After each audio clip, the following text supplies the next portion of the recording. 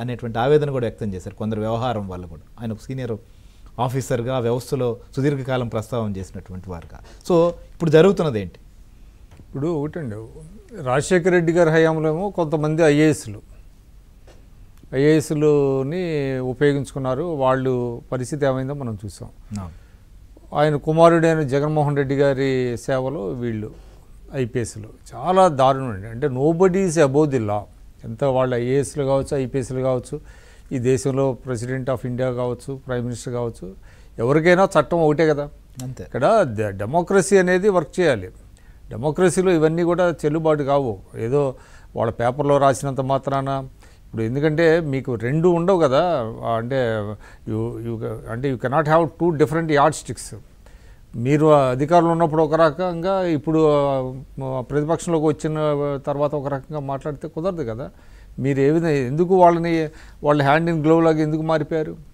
అంత విపరీతమైనటువంటి అధికారాలు ఎందుకు ఇచ్చారు వాళ్ళు? ఇప్పుడు ఐఏఎస్లు కూడా వీళ్ళు గఫూర్ గారు చెప్పినట్టుగా ప్రవీణ్ కుమార్ గారు కావచ్చు, ఐవైఆర్ కృష్ణారావు గారు కావచ్చు, వాళ్ళకి చెప్పాల్సింది పోయి వాళ్ళని వెనకేసుకురావడం అనేది దురదృష్టకరం. వాళ్ళు ఏం చేశారనేది ఆంధ్రప్రదేశ్ ప్రజలందరికీ తెలుసు కదా. ఏ అధికారి ఏ విధంగా చేశారు. నిజంగానే ఇందాక పట్టాభి గారు అన్నట్టుగా ఒక్క నిజాయితీపరుడైనటువంటి అధికారిని ఈ విధంగా చేస్తే ప్రజల్లో అదేంటి ఆయన చాలా నిజాయితీపరుడు, ఆయన ఆ విధంగా చేయటం అనేటువంటిది అనుకునేవాళ్ళు. కానీ లేదు కదా. ఏ ఒక్క ఆఫీసర్ కూడా ప్రతి ఒక్కరూ ఏదో ఒక దీంట్లో వాళ్ళు అతిక్రమించారు, చట్టాన్ని అతిక్రమించారు. ఆ రోజు ఉన్నటువంటి ప్రభుత్వానికి ఊడిగంలాగా చేసినటువంటి పరిస్థితి. ఎందుకు చేయాల్సి వచ్చింది? ఏంటంటే ఏదో ఒకటి ఆశించి ప్రభుత్వం నుంచి ఏదో ఒకటి చేస్తుందనే కదా. ఇప్పుడు అందుకనే ఇవాళ మనం ఒకటండి, ఐఏఎస్లు ఐపీఎస్లు రిటైర్ అయిన వెంటనే కూడా రాజకీయాల్లోకి రావటం, వాళ్ళకి రాజకీయ పదవులు ఇవ్వటం అనేటువంటి దాని మీద కూడా ఒక ఇది రావాల్సినటువంటి అవసరం ఉంది. ఒక చట్టం చేయాల్సినటువంటి అవసరం ఉంది. ఎందుకంటే ఎందుకు చేస్తున్నారు వీళ్ళంటే, రిటైర్డ్ అయిన మరుసటి రోజు వెళ్ళి క్యాబినెట్ హోదాతో సలహాదారు పోస్టులు వచ్చేస్తున్నాయి వీళ్ళకి. అందువల్ల ఏంటి, అధికారంలో ఉన్నటువంటి ప్రభుత్వానికి మనం ఫేవర్ చేస్తే రేపు పొద్దున మనకి ఏదో వస్తుంది అనేటువంటి తెలంగాణలో రాజీనామా చేయించి పదవి ఇచ్చారు. అదే అట్లాంటివి చెప్తారు.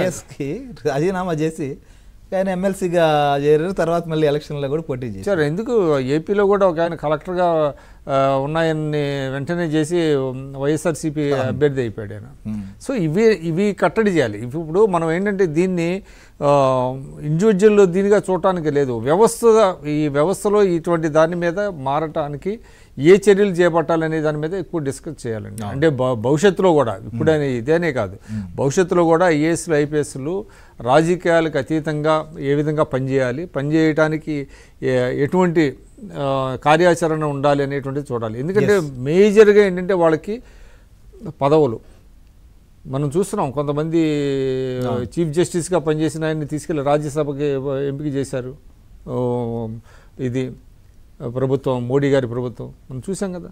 సో ఇటువంటి చాలా బ్యాడ్ ప్రెసిడెంట్స్ అనమాట. వీటిని అరికట్టగలిగితే కొంతవరకు కూడా మీరు అన్నట్టు వ్యవస్థలో వీటిని ఓవరాల్ అందరి విషయంలో కూడా చేయాల్సిందే. కానీ కూటమి ప్రభుత్వం పైన ఇంత అక్కసు, వీళ్ళని ఏదో చేసేసి ఎంత చేస్తున్నారని అందరిని ఐఏఎస్లను ఐపీఎస్లను రచ్చగొట్టేటువంటి ప్రయత్నం ఇంకోటి కూడా, మీరు కూటమి ప్రభుత్వం అంటున్నారు కానీ ఇప్పుడు గాది వెంకటేశ్వరరావు గారికి విత్ డ్యూ రెస్పెక్ట్స్ టు వాళ్ళ నాయకుడికి కానీ ఆయనకి కానీ నేను ఒకటి సలహా ఇవ్వదలుచుకున్నాను.